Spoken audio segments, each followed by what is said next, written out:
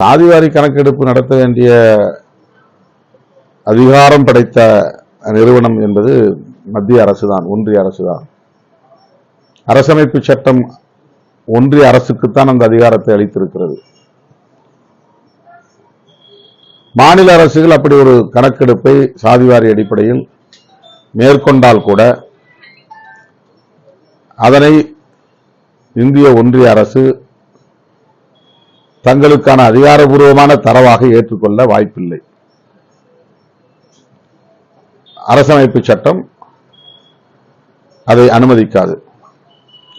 ஆனால் மீண்டும் மீண்டும் மாநில அரசு செய்யலாம் என்று பேசுவது விளங்கவில்லை. ஏற்கனவே ஓரிரு மாநிலங்களில் அவ்வாறு கணக்கெடுப்பு நடத்திய போது அதனை மக்கள் தொகை என்கிற அடிப்படையில் ஏற்றுக்கொள்ளவில்லை இந்திய ஒன்றிய அரசு. அது ஒரு சர்வே என்கிற அளவில் மட்டும்தான் அதை ஏற்றுக்கொண்டது அல்லது அணுகியது. எனவே இந்திய ஒன்றிய அரசின் நலத்திட்டங்களாக இருந்தாலும் சரி, மாநில அரசின் நலத்திட்டங்களாக இருந்தாலும் சரி, அவையெல்லாம் கடைசி மனிதர்கள் வரை போய் சேர வேண்டும் என்றால் சாதி அடிப்படையில் மக்கள் தொகை கணக்கெடுப்பு என்பது தவிர்க்க முடியாத ஒன்றாக இருக்கிறது. அதனால் பல்வேறு பாதிப்புகள் நேரும், மக்களிடையே சாதி அடிப்படையிலான முரண்கள் கூர்மைப்படும், ஒற்றுமை சீர்குலையும் என்கிற எதிர் கருத்துக்கள் இருந்தாலும் கூட இந்திய ஒன்றிய அரசின் நலத்திட்டங்களையும் மாநில அரசின் நலத்திட்டங்களையும் 100 விழுக்காடு அனைவருக்கும் சென்று சேரும் வகையில் நடைமுறைப்படுத்த வேண்டுமானால் சாதிவாரி அடிப்படையிலான கணக்கெடுப்பு, மக்கள் தொகை கணக்கெடுப்பு இன்றியமையாத ஒரு தேவை. அதை செய்யக்கூடிய முழு அதிகாரமும் இந்திய ஒன்றிய அரசிடம்தான் இருக்கிறது என்று தெரிந்த பிறகும் திமுக அரசுக்கு எதிராக கருத்து சொல்வது, முதல்வருக்கு எதிராக கருத்து சொல்வது வியப்பாக இருக்கிறது. ஏன் என்று விளங்கவில்லை. வருகின்ற 2026 தேர்தலில் திமுக அதிமுகவுக்கு மாற்றாக 3வது அணி வாய்ப்பு இருக்கா? அப்படி அமைந்தால் விசிக பங்கேற்கும். 3வது அணி 4வது அணி என எத்தனை அணிகள் அமைந்தாலும் அடுத்து வர இருக்கிற 2026 தேர்தலிலும் இருதுருவ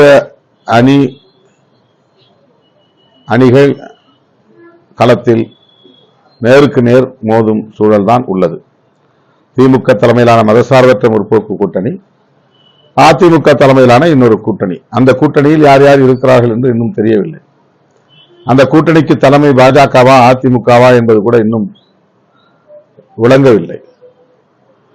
எடப்பாடி பழனிசாமி அவர்கள்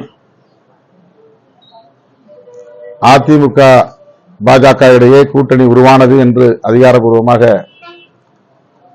அறிவித்தார் என்பதை விட பாஜக அறிவித்தது என்பதுதான் நமக்கெல்லாம் தெரிந்த உண்மை. ஆகவே அவர்கள் பிற கட்சிகளையும் சேர்த்து ஒரு அணியாக இன்னும் வடிவம் பெறவில்லை. பாமக தனி ஆவர்த்தனம் செய்கிறது. தேமுதிக அந்த அணியிலே இருந்த இன்னொரு கட்சி, அதுவும் இன்னும்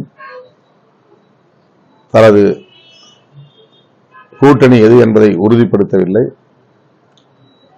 ஏற்கனவே அதிமுக கூட்டணியில் இருந்தவர்களும் பிஜேபி கூட்டணியிலே இருந்தவர்களும் கூட இன்னும் இதுதான் எங்கள் கூட்டணி என்பதை உறுதிப்பட அறிவிக்கவில்லை.